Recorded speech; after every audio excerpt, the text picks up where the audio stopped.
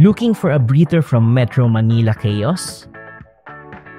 Want a home na may halong probinsya feels and modern living? Come with us as we uncover a place where rural vibes meets urban growth. Hi pals! Kamusta na? It's been a while since our last adventures in Santa Rosa, Cabuyao, Calamba, and Lipa. This time we're back here in Batangas, and we're visiting a city that's known for its rich history, colorful traditions, and promising innovations. I'm Jaru, and tara at samahan niyo akong tuklasin ang ganda at kulay ng Tanawan City, Batangas.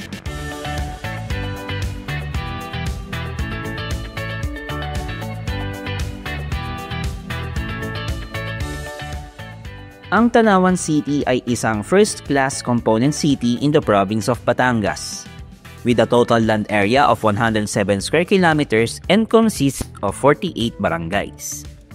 Located just 64 kilometers south of Manila, it shares its borders with Calamba, Talisay, Santo Tomas, Balete, and Malvar, and just a drive away from Tagaytay City.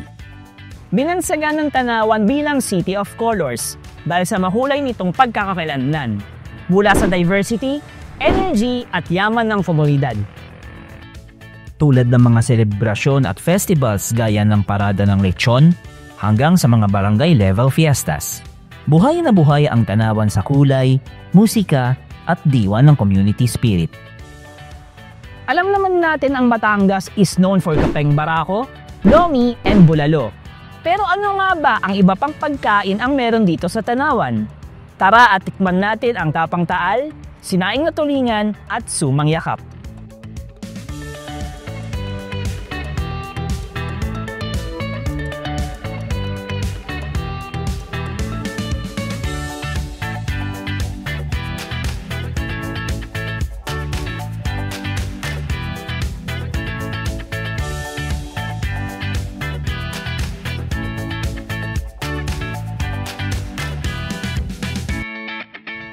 Situated near Taal Lake, Tanawan is blessed with both natural beauty and urban energy. It gives a blend of nature and palette of both serenity and progress. Kaya naman feel na feel dito ang provincial breeze and vibes ng isang established city. And here's something to be proud of. Tinagurian ng Tanawan City bilang the cradle of noble heroes. Dahil dito isinilang si Apolinario Mabini sa taong 1864. Siya ang dakilang lumpo at ang utak ng Philippine Revolution noong panahon ng mga Kastila. Dito rin ipinanganak ang ikatlong presidente ng Pilipinas na si Jose P. Laurel noong taong 1891. Meron din ditong mga sinaunang simbahan. Isa rito ang St. John the Evangelist Parish Church na itinayo noong 1881 at inspired by Romanesque and Renaissance architecture. Nasira ito noong World War II ngunit na-renovate naman noong 1948 at nagsisilbi pa rin bilang isa sa mga sagradong puntahan ng mga Katoliko sa Tanawan.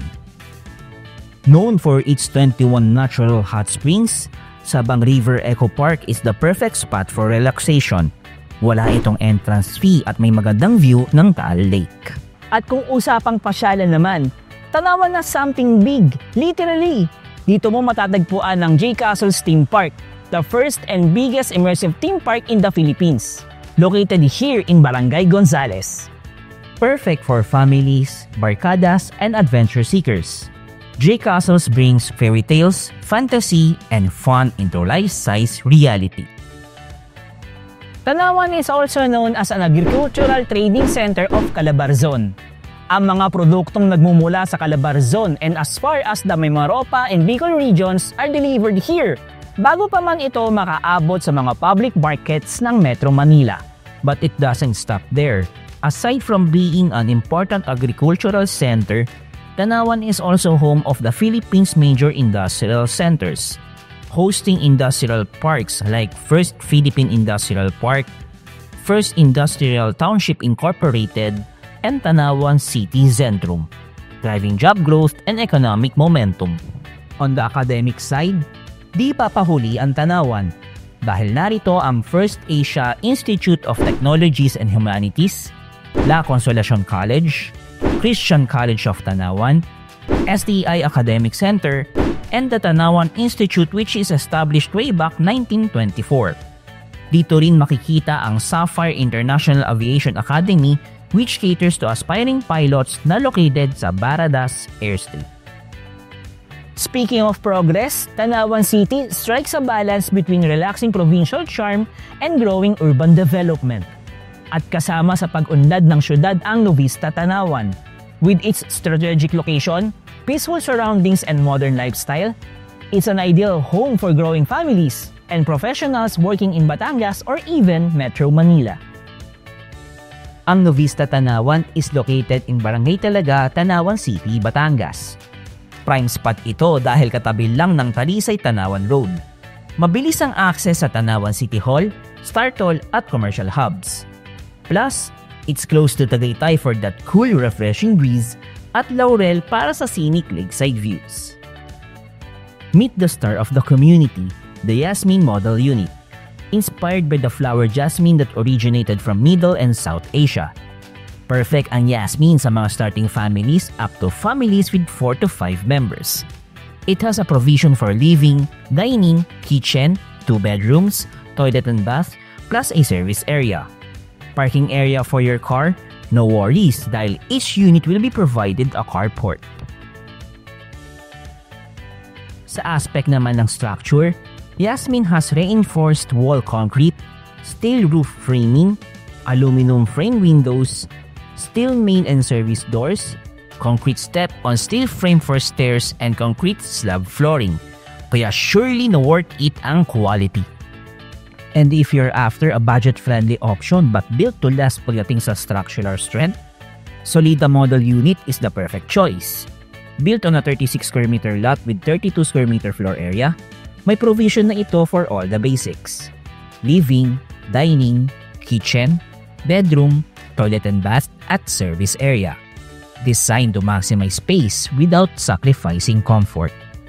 When it comes to amenities, ang Novista Tanawan ay mayroong 24-hour security, entrance gate and guardhouse. It also have a basketball court, clubhouse and a unique art in the park concept. Kaya naman living here will definitely make you feel the province vibes and also the progress of a city. Mula sa kasaysayan, pagkain, kultura at kulay ng pag-asa, Tanawan showed us na every city has its own story to tell. At kung gusto mong simulan ang sarili mong kwento sa paghahanap ng bagong tahanan, nandito kami sa PA Properties, handang tumulong sa inyo. You may reach us on these following channels.